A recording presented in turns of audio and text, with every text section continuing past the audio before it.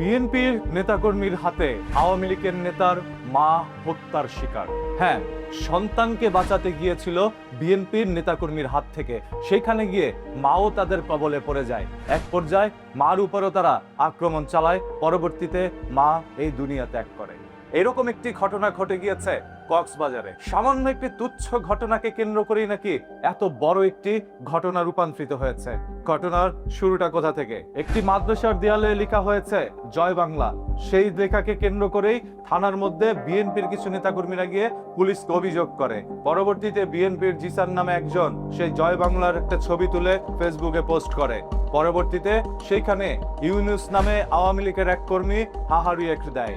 সেই হাহারিকে কেন্দ্র করে ইউনুসকে জিসান সহ আরো অনেকেই আক্রমণ করে। তাকে ফেরাতে আসে এনজিওর এক সদস্য, পরবর্তীতে তাকেও আক্রমণ করা হয়। এই খবর মার কানে যাওয়া মাত্রই মা ঘর থেকে দৌড়ে আসে তার সন্তানকে বাঁচানোর জন্য। পরবর্তীতে সেই মায়ের উপরও করা হয় নির্মম আচরণ। তাকে হসপিটালে নেওয়ার পর ডক্টর তাকে মৃত ঘোষণা করে। গতকালকের এই ঘটনাকে কেন্দ্র করে সোশ্যাল মিডিয়ার মধ্যে একরকম তোলপাড় সৃষ্টি হয়ে গিয়েছে। অনেকেই বলছে এরকম একটি তুচ্ছ ঘটনাকে কেন্দ্র করে কেন আমার মায়ের জীবন যাবে। হ্যাঁ, জিসানকে আইনি হেফাজতে নেওয়া হয়েছে, হয়তোবা তিনি বেঁচে থেকেও আজ মৃত, কারণ তাকে বাঁচাতে গিয়েই জীবন গিয়েছে তার মায়ের। আমাদের বাংলাদেশে আজ এইগুলো কি ঘটে যাচ্ছে? যারা দেয়ালের মধ্যে জয় বাংলা জয় বঙ্গবন্ধুর স্লোগান লিখছেন, কেনই আপনারা এইগুলো করছেন? আপনারা জানেন বর্তমান সিচুয়েশনটা এখন কোন দিকে ঘুরছে। এইগুলো না লিখলেও পারতেন, কিন্তু আপনারা এইগুলো লিখছেন যাতে করে কোনো দুর্ঘটনার সৃষ্টি হয়, এবং তাই হয়েছে। একটা সময় এই দেশের মধ্যে বিএনপি জামায়াত ইসলাম যারা করেছে তাদেরকে ধরে ধরে জেলে ভরা হয়েছে। আওয়ামী লীগের নেতাকর্মীরা বিএনপির বাসায় গিয়ে গিয়ে পুলিশের মাধ্যমে তাদেরকে অ্যারেস্ট করিয়েছে। মিথ্যা মামলা দিয়ে তাদের জমি বিক্রি করানো হয়েছে, তাদেরকে পথের ফকির বানিয়ে দেওয়া হয়েছে। এই ঘটনাগুলো মিথ্যে নয়। চারপাশে যদি তাকান তাহলে দেখতে পারবেন বিএনপির কোটিপতিরাও একসময় ফকিরে পরিণত হয়েছিল।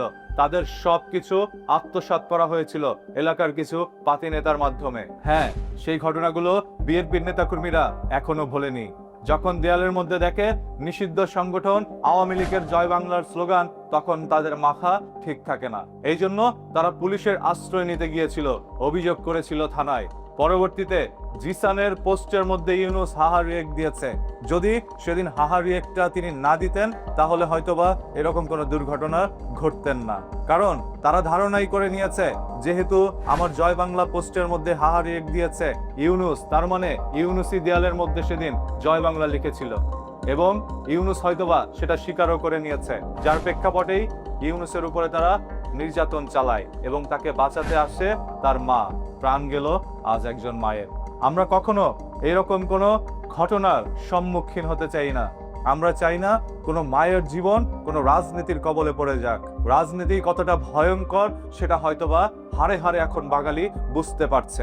আমরা সাধারণ জনগণ এই রাজনীতির কবল থেকে বাঁচতে চাই। কক্সবাজারে এরকম তুচ্ছ ঘটনাকে কেন্দ্র করে একজন মায়ের জীবন যাওয়া, এটা আপনার কাছে কি মনে হচ্ছে? আপনি একটু কমেন্ট করে জানান।